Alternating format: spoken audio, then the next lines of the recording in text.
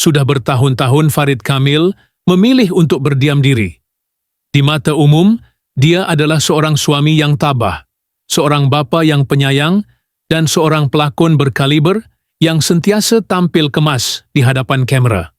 Namun, di balik semua itu, tersembunyi satu cerita yang selama ini dia telan sendiri. Cerita tentang luka, kecewa, dan kesunyian yang datang dari insan yang paling dekat dengannya. Istrinya, Diana Daniel. Hari itu, dalam satu temu bual eksklusif yang tidak dijangka, Farid akhirnya bersuara. Suaranya tenang, tetapi mata yang menceritakan segalanya. Mata yang menyimpan ribuan kenangan dan juga ribuan luka. Beliau tidak berniat untuk membuka aib sesiapa, katanya, tetapi sudah sampai masanya dia membersihkan namanya yang telah lama dicalari oleh tafsiran masyarakat yang hanya mendengar sebelah pihak. Farid memulakan dengan satu peristiwa yang menjadi titik tolak kepada segala perubahan dalam rumah tangganya. Ia berlaku pada tahun 2019, ketika karirnya sedang berada di kemuncak. Tawaran lakonan datang tanpa henti, dan dia baru sahaja selesai penggambaran filem aksi yang menuntut komitmen fizikal dan emosi. Sepanjang tempoh itu, Diana dilihat kurang senang dengan jadual kerja Farid yang padat. Dia mengadu rasa terabai, walaupun Farid telah mencuba sedaya upaya untuk menyeimbangkan antara kerja dan keluarga. Namun, aduan itu bukan sekadar luahan biasa. Farid mula mendapati bahawa setiap pertikaian kecil akan berubah menjadi ledakan besar. Diana akan mengungkit kisah silam, mempertikaikan niatnya dalam setiap tindakan, bahkan mengugut untuk membawa anak-anak menjauhkan diri darinya jika dia terus mementingkan kerjaya. Kata-katanya tajam dan seringkali disulami dengan sindiran yang menyakitkan.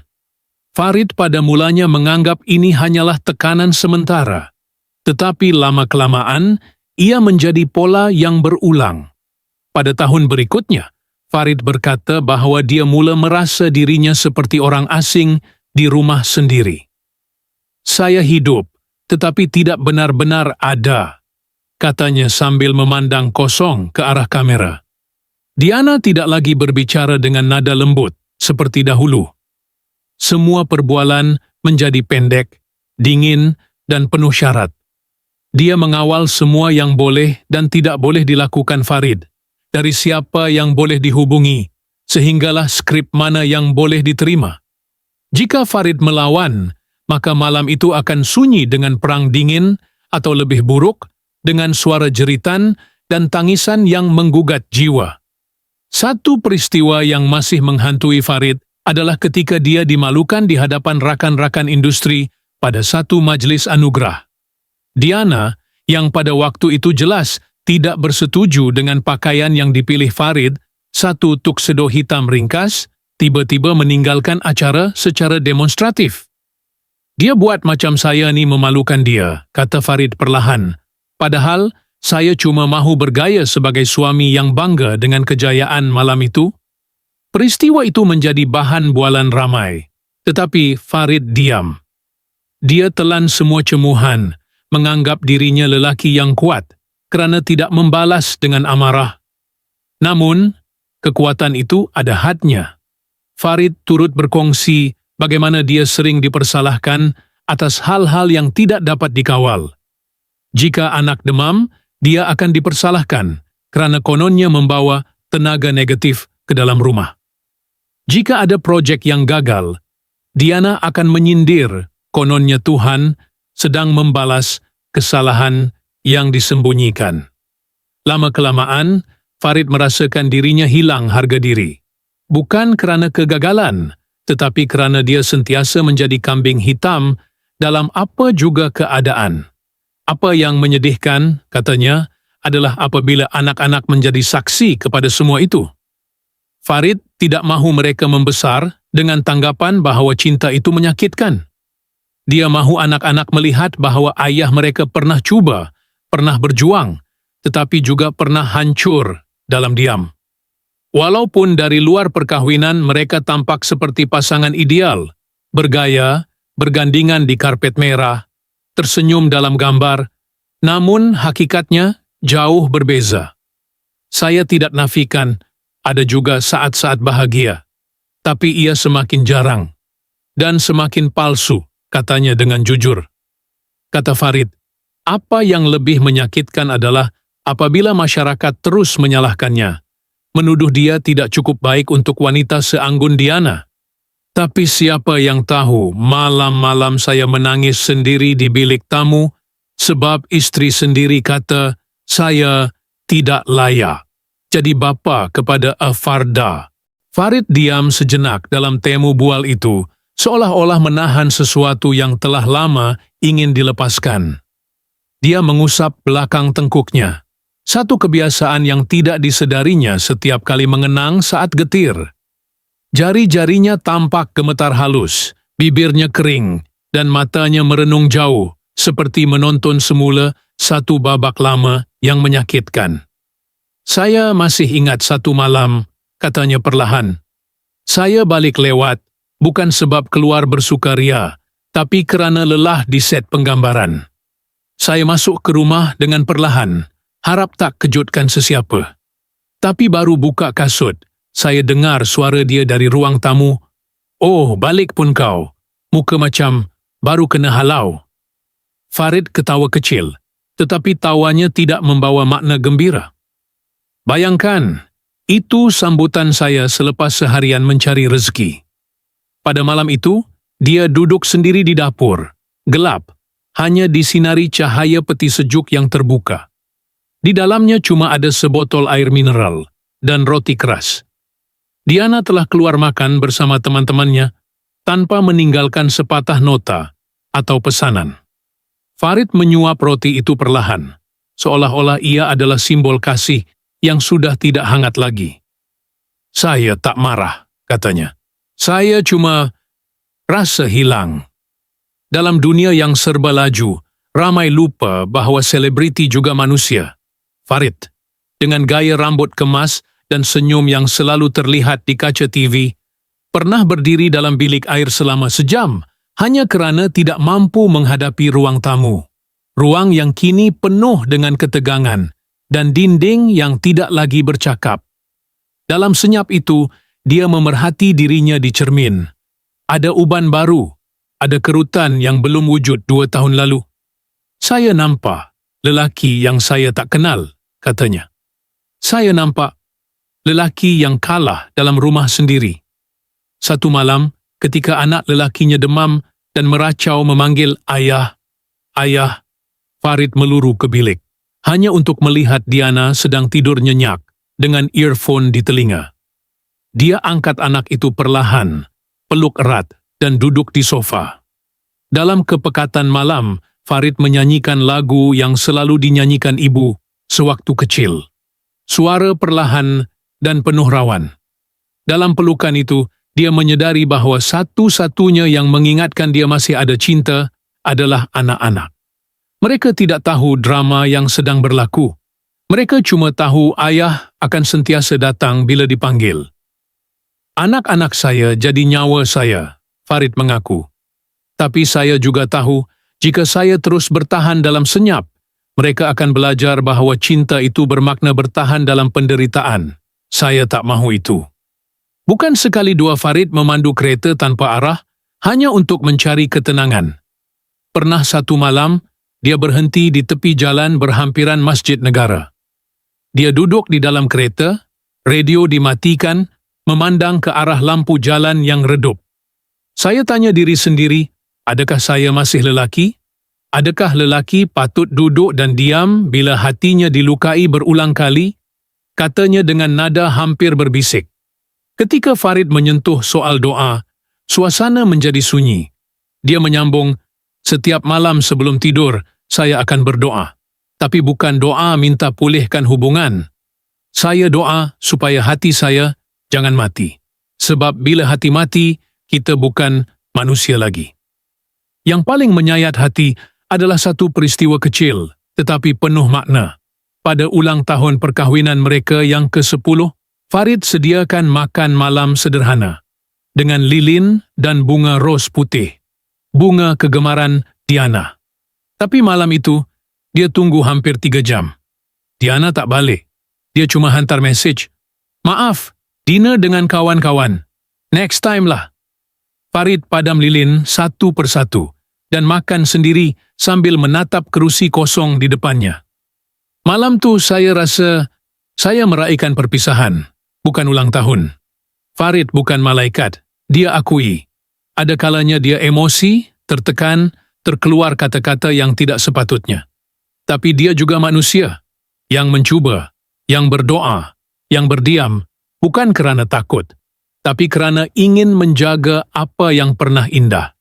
Kini, selepas bertahun-tahun memendam, Farid tidak lagi mahu membungkus kesakitannya dengan senyuman.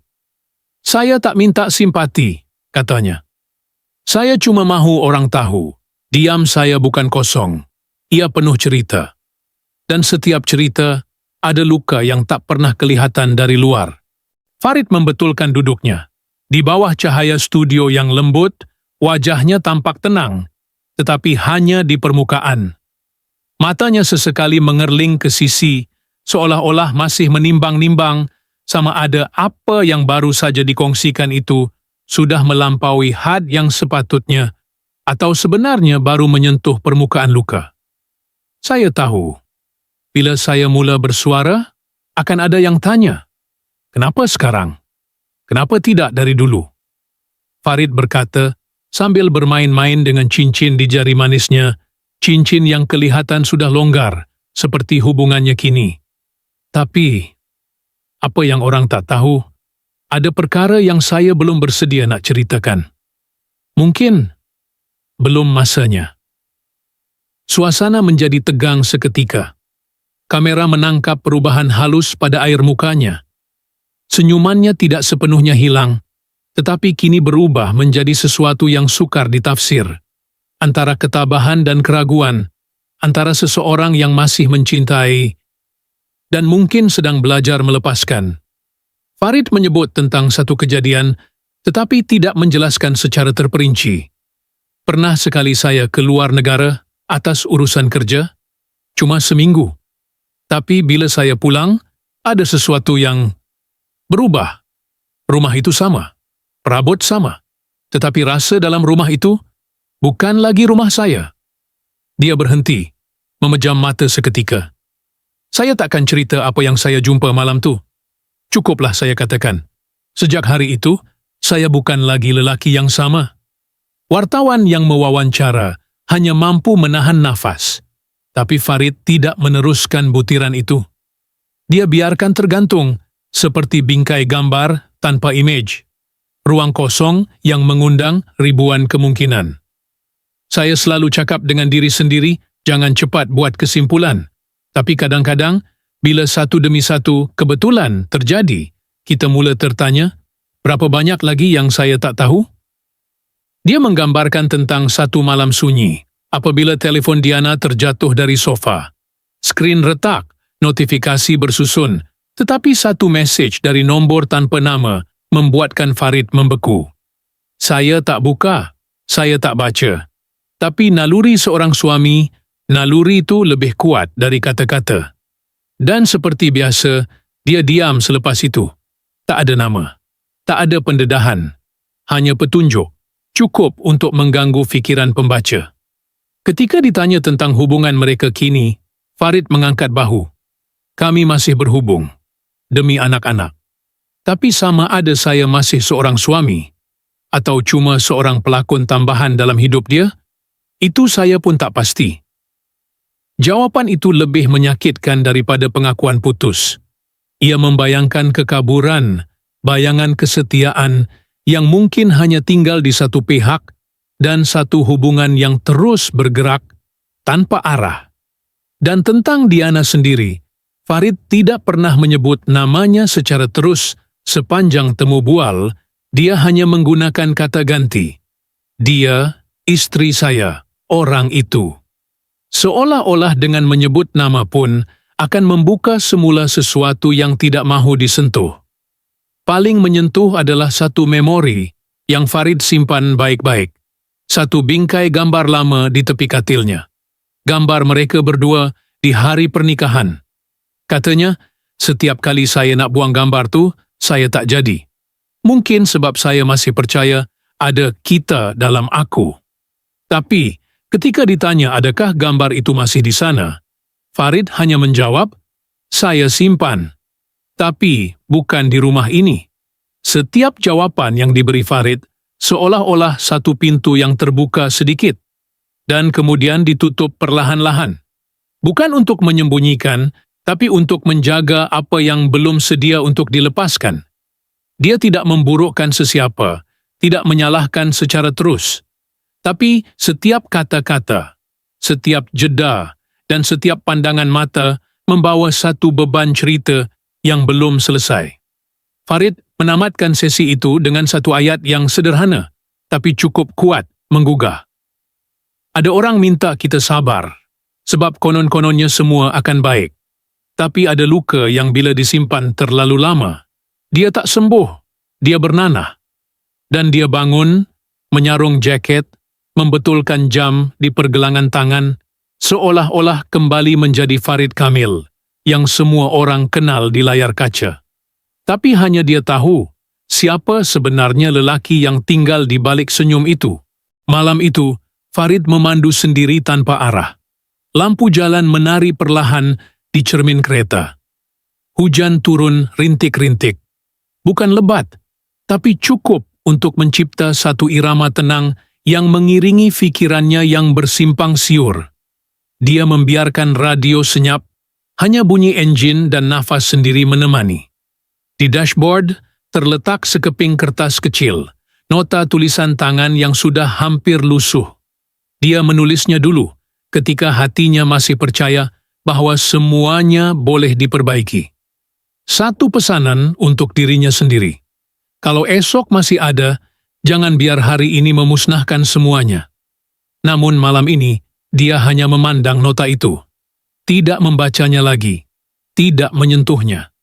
Hanya memandang seolah-olah berharap ia akan memberi makna yang lain, sesuatu yang lebih dalam dari yang pernah ditulis.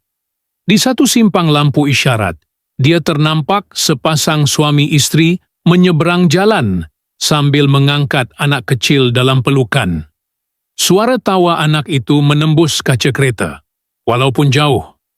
Farid tersenyum, senyuman yang aneh, bukan kerana gembira, tetapi kerana mengenali sesuatu yang dulu pernah dia miliki. Dan kini entah kemana perginya. Tiba di sebuah tempat yang tidak dirancang, tasik kecil di pinggir bandar, tempat dia pernah bawa anak-anak berkelah. Pokok masih sama, bangku kayu masih uzur, tapi udara. Udara malam itu seperti memanggil semua kenangan yang dia cuba kuburkan. Dia keluar dari kereta, berjalan ke tepi tasik, dan duduk di bangku yang berkeriut. Tangannya menyentuh poket jaket, terasa satu objek kecil. Dia keluarkan seutas gelang getah biru milik anak lelakinya, yang pernah dipakai setiap kali ke sekolah.